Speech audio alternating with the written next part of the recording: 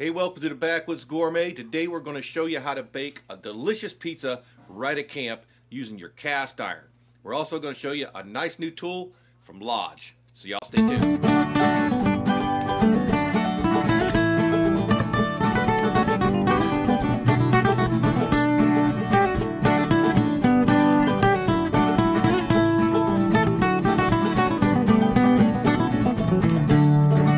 Some of you probably seen our preview of we've been playing with this pizza bake, in the cast iron.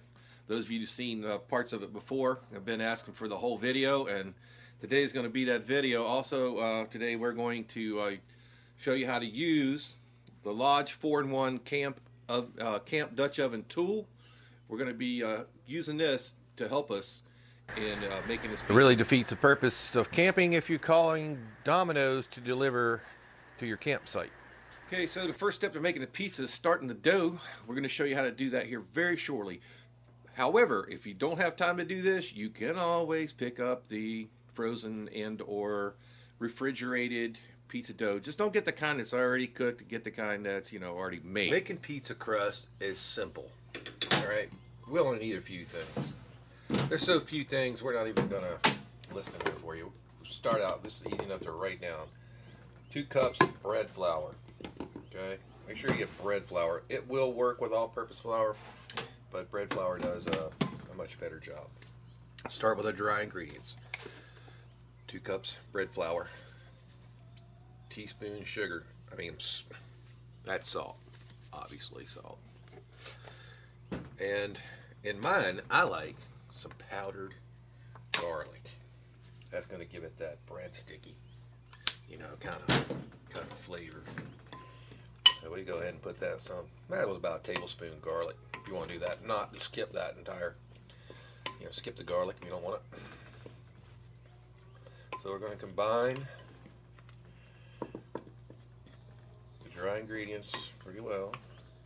We'll make a little well in the middle of our bowl there. Now what I did, I proofed this yeast first with some 105-degree tap water.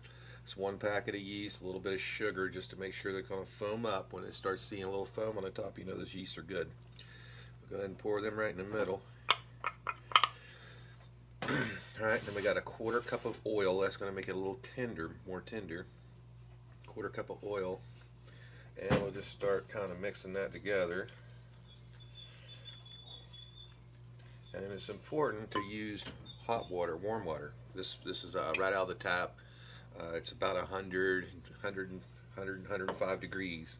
So we're just going to add that slowly, just enough to get this dough to come together. You don't want to get it real wet.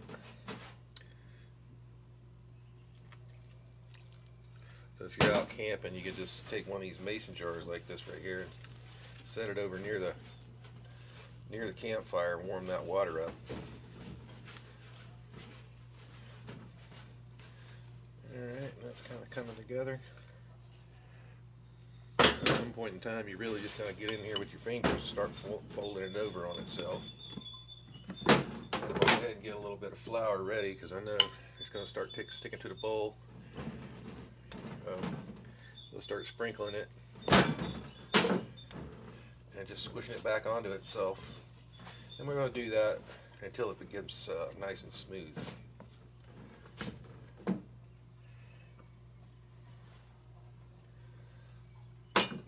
Smell like garlic in it. Alright, let's do that a few more times. We're going to just kind of make it into a ball like that. Set it right in the bowl. Cover this over with a damp towel. Leave it set out in a warm place until it at least rises to double its size now. So I've had this rising in a warm place. I don't know, a couple hours now. Yeah, that's why you want to, if you're going to do this in camp, you want to start this part early. You just set it off to the side somewhere. Make sure you keep it moist. Don't let it dry out on top and get all crunchy. This I just wet a couple of heavy-duty paper towels, wrung the water out of them, laid it over top of the bowl. We put it in a nice warm place, and it's risen up and doubled. So now we're going to kind of knead it out a little bit, so we're going to need floured working surface. Also, you may find that you might want to do these steps before you go camping, while you're at home, where you got, you know, a nicer place to work on it. You don't never know what you're going to have when you get to your camp as far as a working surface. So here we're just going to start stretching it, pulling it back on itself, and trying to keep our hands from sticking to it. And you see how nice and stretchy it is now. It's like it wants to stretch, but it's staying together. Okay? That's where you see those guys, you know, tossing it up in the air. What they're doing is stretching that dough. So we're going to roll it around here, try to get it into a nice ball. We want to start from a ball. So I'd almost forgot there that, you know, I've been playing with this recipe for a while. You can just kind of spin it in your hands here a little bit right above the pan. Let's go ahead and put it right in a pan and use the pan as your guide. And we're going to pat that guy out. Got a little thin spot there. You can just pinch that back closed. You can start seeing any super thin spots in it. And what I'm doing is just stretching it out toward the edges to make our pie.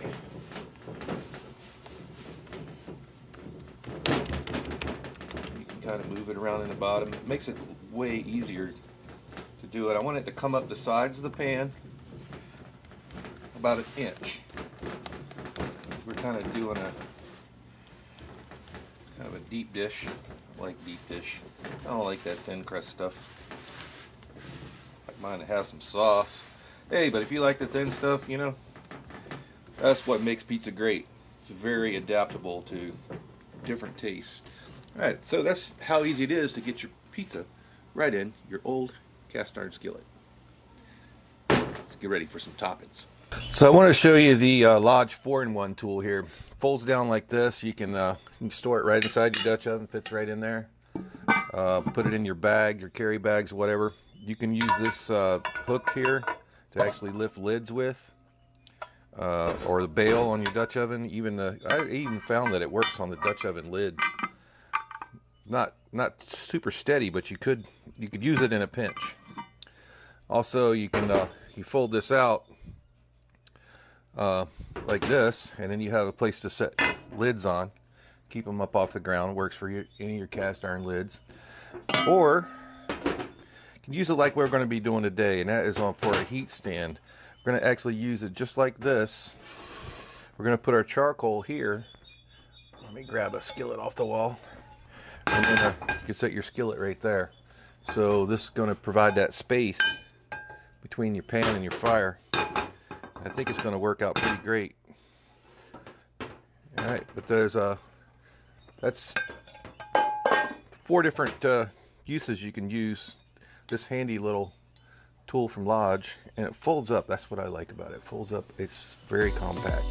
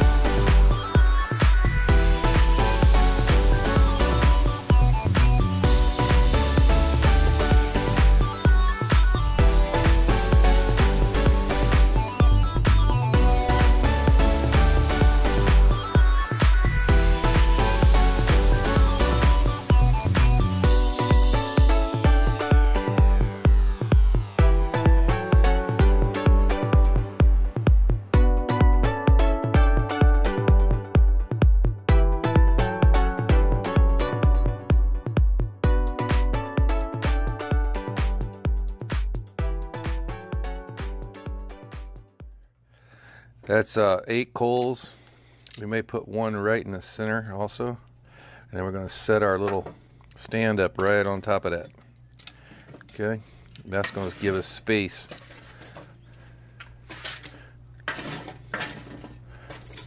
And then we have quite a few more coals started. So let's bring over our pizza. Okay, we're going to set our skillet right on top of those coals there. And see how it has a little rock to it, you know, but it's holding it very securely. Now there's a bit more distance between the fire using this stand than when I did it on a different device last time. I think a Lodge Sportsman's Grill, you know, and it's a lot closer. So I'm going to give it just a head start just with that stand before we put the coals on top. But I'm going to go ahead and put on our 12-inch Dutch oven lid. You notice that doesn't fit tight on that skillet, so that lets some of the steam out. So I've given that just a few minutes, and what I'm going to start doing now is start laying in one full ring of coals. Today we're using Kingsford long burning. Regular Kingsford would probably work okay for this because it's a pretty short cook time.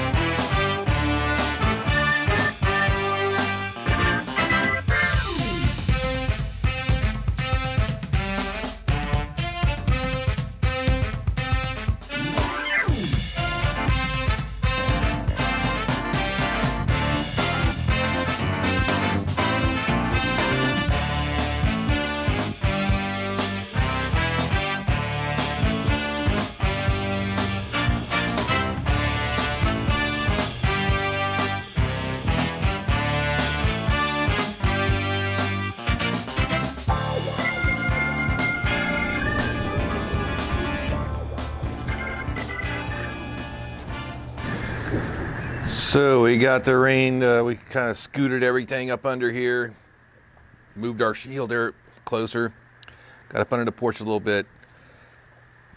See that cheese is not nicely brown. Crust feels nice and hollow. I'm gonna go ahead and pull this baby off the fire, let it cool a minute. Let's bring it over here to our table. It's a great thing about having a metal table. You can put a hot pan right on it. So we'll give that just a minute. We'll take it out, put it on the cutting board, and show you what it looks like. Yeah, so it's storming now. We did manage to get it finished up. So we're going to go in there, and that's the beauty of having a beautifully seasoned cast iron pan. I mean, there's nothing in there. All we did was hit that with some olive oil before we put that pizza crust inside. So that's a pretty good looking pie. Slice in. So if any of you guys are going, okay, well, what's the bottom look like? There you go. Perfectly browned. It's this crust. You can smell that garlic we put in it. Big time. So let's go in. Take us a slice.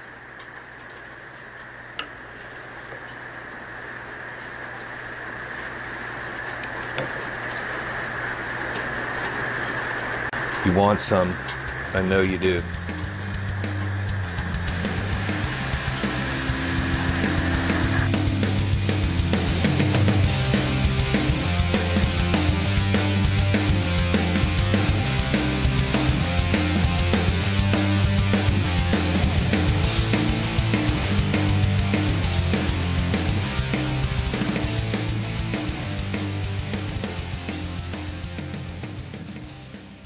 pizza a lot. Yeah, I love it. Doesn't love me that much. But let me tell you.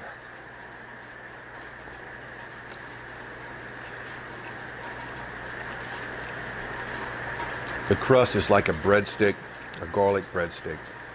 It's very tender.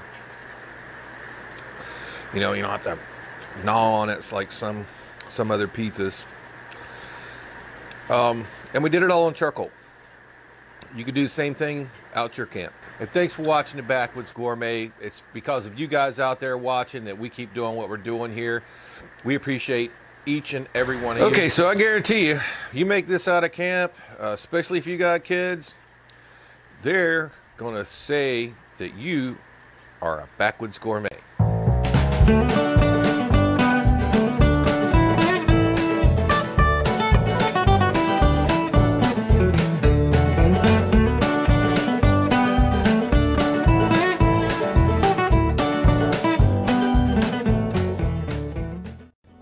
Hey, thanks for watching the Backwoods Gourmet. If you like what we're doing, please hit that like button right down there. To subscribe to our channel, you can do it right here. And hey, don't forget to turn on your little bell for another great Backwoods Gourmet episode. It's going to be right up there. And for a whole playlist, cast iron and Dutch oven cooking, it's going to be right up there. We'll see you next time.